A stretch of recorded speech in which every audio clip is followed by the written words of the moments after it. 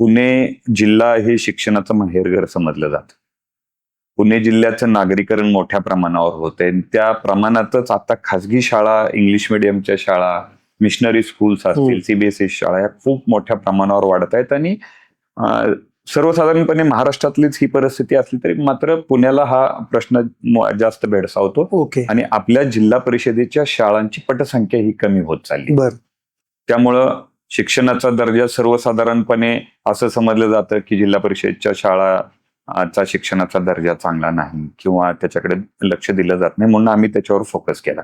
म्हणून पुणे मॉडेल स्कूलची एक संकल्पना माननीय पालकमंत्री महोदय यांच्या सूचनेनुसार काही वरिष्ठ आणि ह्या क्षेत्रातल्या तज्ञांशी चर्चा करून मग पुणे मॉडेल स्कूल आम्ही लॉन्च केलं. पण काय पुणे मॉडेल स्कूल म्हणजे काय, त्याच्यामध्ये काय आहे आणि काय त्याचं स्वरूप आहे? त्याच्या अगोदर मी थोडं स्टॅटिस्टिक्स पुणे जिल्ह्याचं सांगतो. पुणे जिल्ह्यामध्ये आपल्याकडे 3600 शाळा जिल्हा परिषदेच्या आहेत. 2,38,000 विद्यार्थी आहेत. आणि जवळपास 11,000 शिक्षक पुणे जिल्ह्याच्या जिल्हा परिषदेच्या शाळांमध्ये आहेत. तर ह्यांचा दर्जा वाढवण्यासाठी एक फोकस्ड कार्यक्रम एवढ्यासाठी घेतला कारण 303 केंद्र शाळा आहेत, केंद्र आहेत, थोडक्यात क्लस्टर्स आहेत. त्या प्रत्येक क्लस्टरमधून एक शाळा आपण निवडायची आणि ती शाळा बाकीच्या त्या क्लस्टर मधल्या इतर शाळांना मार्गदर्शक ठरेल, असा हा प्रकल्प आहे. आणि त्याच्यामध्ये 303 शाळा आम्ही निवडल्या. त्यामध्ये 2 भाग केले. भौतिक सुधारणा 303 शाळांमध्ये होती, मात्र अकॅडमिक सुधारणा किंवा FLNचा कार्यक्रम आणि शैक्षणिक गुणवत्ता हे संपूर्ण पुणे जिल्ह्यामध्ये होईल, असा हा मॉडेल स्कूलचा प्रकल्प. असे किती मॉडेल स्कूल तुम्ही आता तयार करता? आम्ही 303 मॉडेल स्कूल्स घेतलेले आहेत.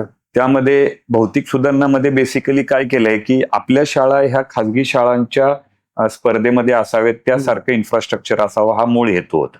मग त्यामुळं मुख्यत्वे दुरुस्त्या शाळांची, त्यानंतर जी काही डागडुजी करायची आहे, कुठे गळती आहे शाळांची ही काढायची. ऍडिशनल 3 खोल्या आपण करतोय. त्यामध्ये एक रूम जी असेल ती सायन्स लॅबसाठी आहे, दुसरी कम्प्युटर लॅबसाठी आणि तिसरी लायब्ररीसाठी. असे 3 ऍडिशनल एक्स्ट्रा खोल्या करतोय. त्यानंतर स्पोर्ट्सच्या ऍक्टिव्हिटीज, ग्राउंड डेव्हलपमेंट आहे, स्टेज किंवा ज्याला कला मंच म्हणतात हे करायचं आहे, कंपाऊंड वॉल आहे आणि मग किचन गार्डन डेव्हलप करणे. आणि त्यासोबतच मग ह्या सर्व शाळा सोलराईज होतील, म्हणजे पूर्ण ह्या सौर ऊर्जेवरती सगळ्या चालणार आणि रेन वॉटर हार्वेस्टिंग ह्या सर्व शाळा.